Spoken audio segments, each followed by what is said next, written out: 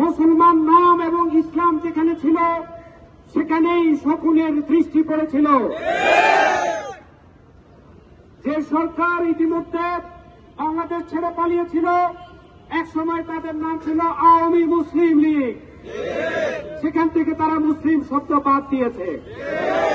স্বাধীনতার মূল উদ্দেশ্য ছিল আমাদের অধিকার প্রতিষ্ঠা, স্বাধীনতার মূল উদ্দেশ্য ছিল আমাদের ভোট বাতের অধিকার প্রতিষ্ঠা, স্বাধীনতার মূল অধিকার ছিল কথা বলার অধিকার পাওয়া, স্বাধীনতার মূল অধিকার ছিল শিক্ষা, সাহিত্য, সংস্কৃতি, অর্থনৈতিক, সামাজিক সকল ক্ষেত্রে সেখানে আমাদের অধিকারগুলো বুঝে পাওয়া।